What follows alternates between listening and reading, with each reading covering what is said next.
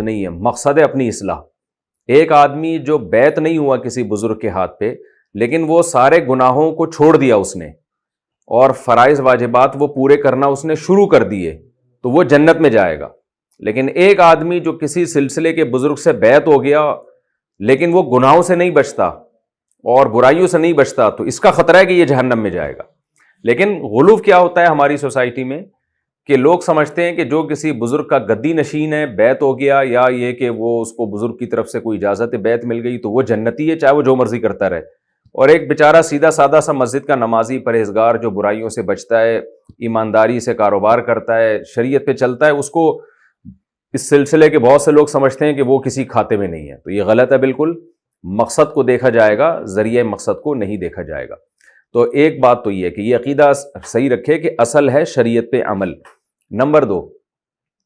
جب بھی کسی ان چاروں سلاسل میں کسی بزرگ کے ہاتھ پہ بیعت ہو تو یہ دیکھا جائے کہ خود اس بزرگ کو بیعت کی اجازت اس کے بڑوں کی طرف سے ملی بھی ہے کہ نہیں ملی ہے۔ اگر اجازت نہیں ملی ہے پھر بھی یہ لوگوں کو بیعت کر رہا ہے تو یہ حب جاہ کا مریض ہے، اور یعنی یہ تو خود ٹھیک نہیں ہے۔ جب تک کوئی انسان اپنے بارے میں خود تھوڑی فیصلہ کرے گا کہ میں بہت بڑا بزرگ بن گیا ہوں لہذا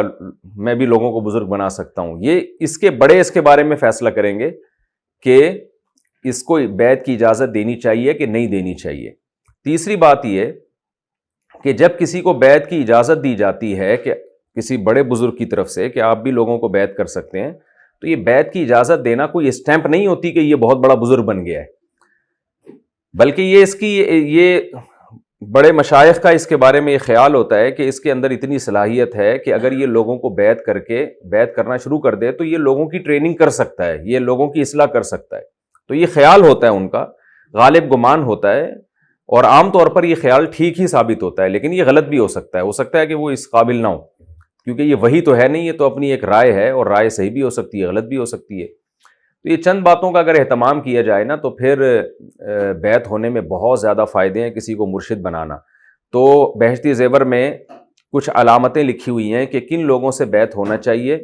اور کن لوگوں سے بیعت ہونے سے فائدہ ہوتا ہے، کن بزرگوں سے۔ وہ بہشتی زیور میں وہ صفحہ لازمی پڑھیں اور پھر اس کے حساب سے کسی ایسے اللہ والے بزرگ کے ہاتھ پہ بیعت ہو جائیں کہ جو خود بھی دین پہ چلتے ہوں، دوسروں کو بھی دین پہ چلاتے ہوں، برائیوں سے بچتے ہوں۔ ایسا نہ ہو کہ کرامات کے بکھیڑوں میں لوگوں کو بس الجھایا ہوا ہو،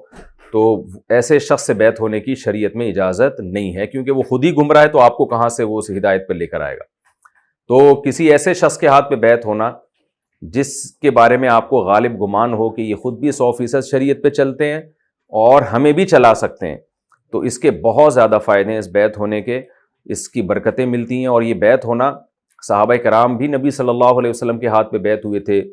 تاکہ برائیوں سے توبہ کر سکیں، گناہوں سے توبہ کریں۔ بہت ساری اقسام ہیں بیعت کی، وہ میں کبھی موقع ملا تو انشاءاللہ تفصیل سے ریکارڈ کرواؤں گا، اور اس کا قرآن و سنت سے ہمیں کیا ثبوت ملتا ہے اس پر بھی میں انشاءاللہ دلائل دوں گا۔ ابھی تو مختصر بات یہ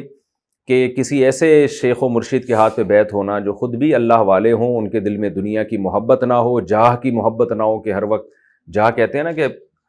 بڑا بننے کا شوق، اور ان کی خدمت میں بیٹھنے سے دنیا کی محبت میں کمی آ رہی ہو۔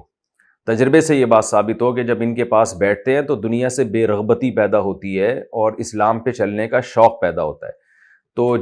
جب کسی بزرگ پر ایسا اعتماد پیدا ہو جائے، اور اس زمانے میں تو یہ ضروری ہے کہ بدعتی نہ ہو،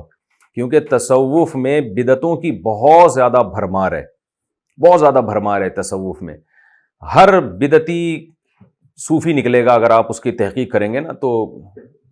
تھوڑی سی کھود کرید کریں گے تو پتہ چلے گا یہ کوئی صوفی ہے۔ آپ دیکھ رہے ہیں نا گدی نشینوں کا حال کیا ہوا ہے آج کل، شریعت تو ہے نہیں، بس گدیاں رہ گئی ہیں اور نشینیاں رہ گئی ہیں۔ تو میں نے بار بار بتایا کہ اصل چیز ہے شریعت کو فوکس کرنا۔ تو کسی کو جب مینٹور بنایا جاتا ہے، کسی سے اصلاح لی جاتی ہے، کسی قابل اعتماد شخص سے، تو اس سے بہت زیادہ فائدہ ہوتا ہے۔ بس اس کا یہ حاصل ہے، ایک دفعہ جب کسی سے بیعت ہو گئے اور اس سے فائدہ ہونا شروع ہوا بعد میں پتہ چلا کہ جس سے ہم بیعت ہوئے تھے یہ تو شریعت کے خلاف چل رہے ہیں، یا ان کو تو شریعت کا پتہ ہی نہیں ہے، گمراہی پھیلا رہے ہیں، تو وہ بیعت فوراً توڑ دینی چاہیے۔ بعض لوگ اپنے پیر کو ایسا چپک کے پکڑتے ہیں کہ بس قرآن و سنت ایک طرف اور پیر صاحب جو ہے نا وہ قرآن و سنت سے بھی آگے ہوتے ہیں، تو یہ بالکل ناجائز ہے، یہ بھی شرک فی الرسالہ ہے۔ اچھا، ایک اہم بات یہ بھی ہے کہ بعض لوگ کسی ایسے بزرگ سے بیعت ہوتے ہیں جو عالم نہیں ہوتے، تو